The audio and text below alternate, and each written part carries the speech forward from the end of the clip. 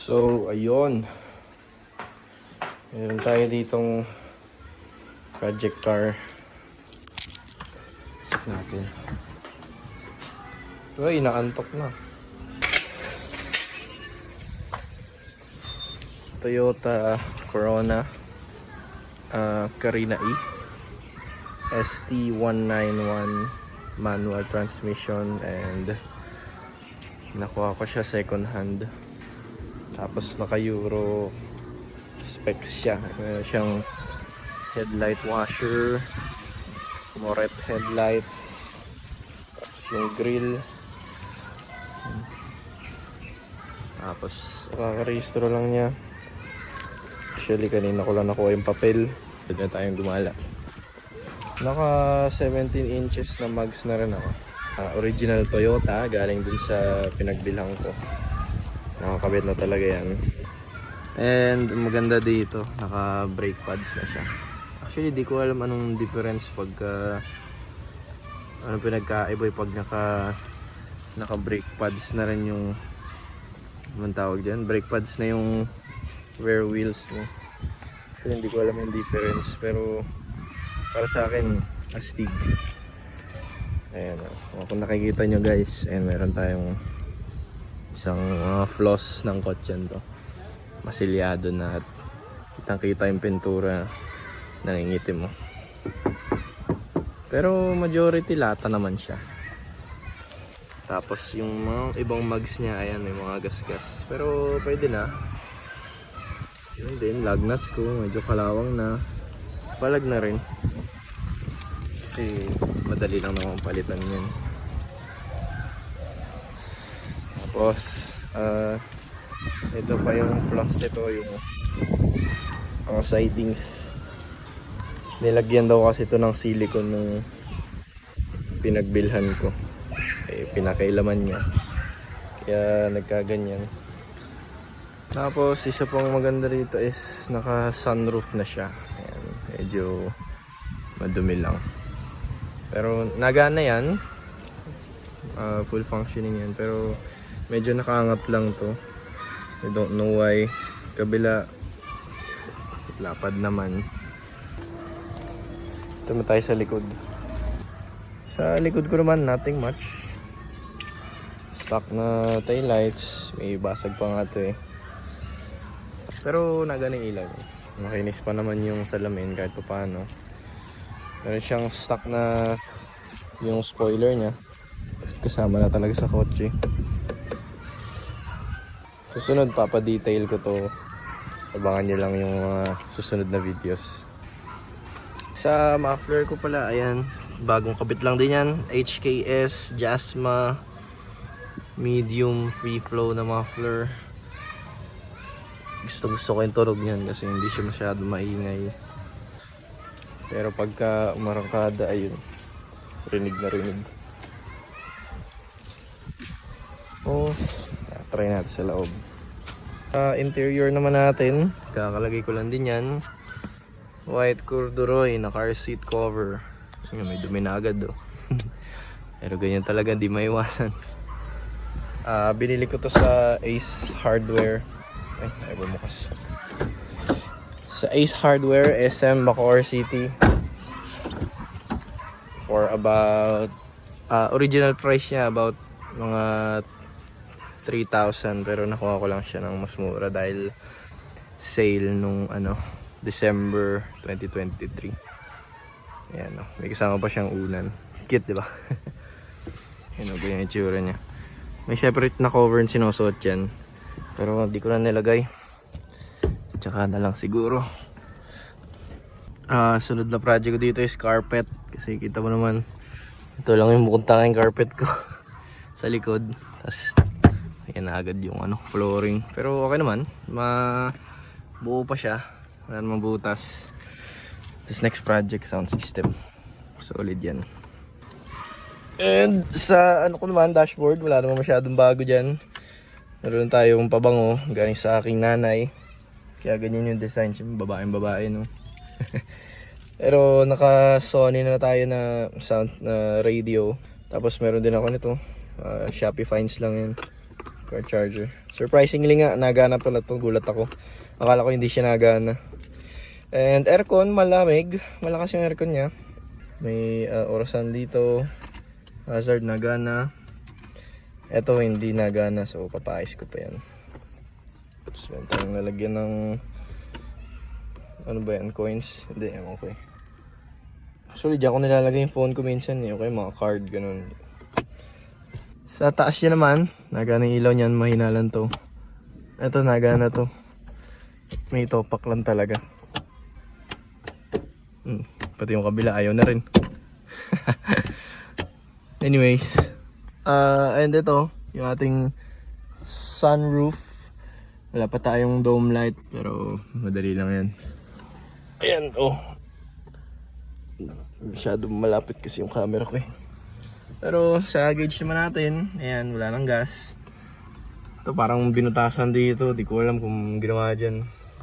Pero okay lang, hindi naman nakakaabala sa pagdadrive. Kasi yung gear shifter ko gusto ko palitan. Kasi yung pangit na ng itsura. Tapos ito natatanggal na. Oh, ayan oh. Kita mo na yung laman loob ng Corona.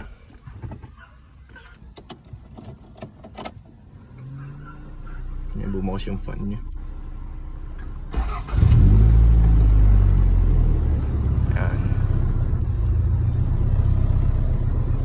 Actually parang mababa nga yung RPM ko, pero minsan mataas, minsan mababa. Sabi naman sa akin, depende lang sa temperature ng panahon. Pakinggan natin yung muffler mula sa loob.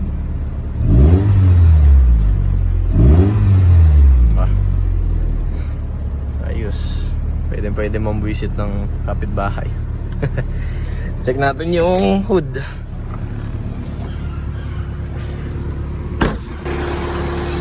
Ang makina niya ay 3SFE, all stock and all dirty. Pero itong radiator ko, pagmamalaki ko, bagong palit yan. 2 rows.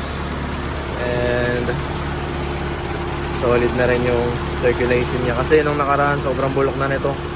Bakal pa to dati, tanso pala. Ngayon nung nagpalit ako ng bago, plastic na siya. And itong alternator ko, naglolo ko din. Tapos ito, battery terminal ko. Maganda rin to. Nasa around 500 plus dito sa may Patindig Araw. Makalagpas sa Patindig Araw, Cavite. Air intake. So far, solid naman siya. Ang ganda ng takbo niya. Nahataw pa din kahit pa paano. Mamaya i-play ko sa video yung paghataw niya.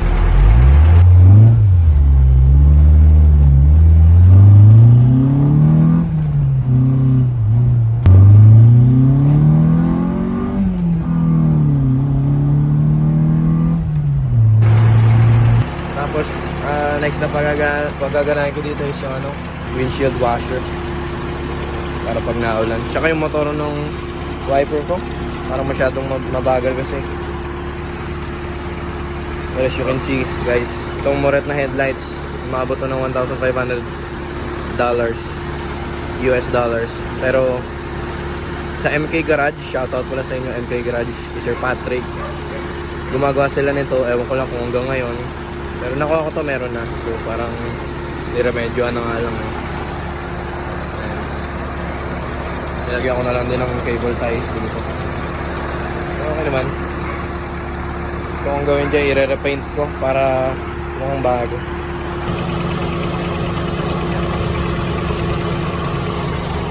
Ngayon guys, susunduin ko si Commander sa Kalsadang Bago. Naisip ko kumain dito sa Korean restaurant malapit sa SM Bacoor. Ay, wala na tayong gas. Sabi talaga nila malakas sa gas ang Toyota Corona since 2.0 siya. Pero nung dinala ko siya sa Marikina, parang matipid siya sa gas pagka malayo yung biyahe niya. Parang similar sa mga SUV ganyan. As long as dire-diretso yung drive, hindi mo masyado inaarangkada, mapapansin mo yung difference eh. Pag kinumpara mo yung yung biyahe mo eh dito lang. Pero yung pag ganon kalayo, tuloy-tuloy yung andar niya, mas matipid siya sa gas.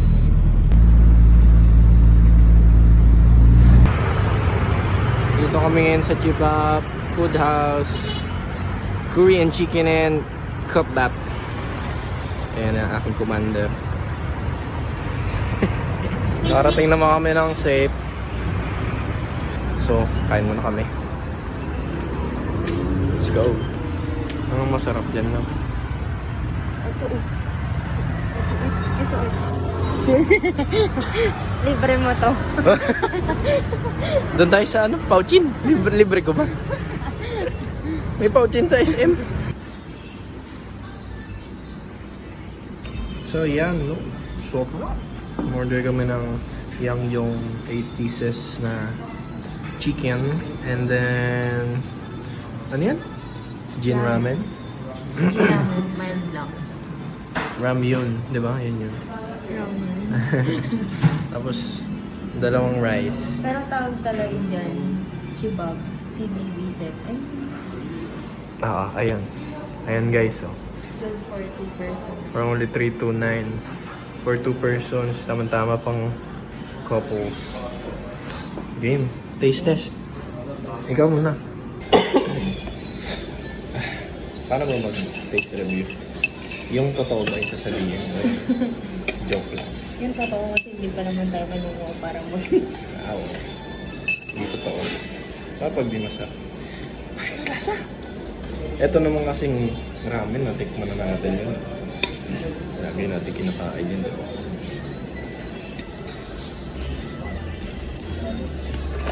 Ito ba?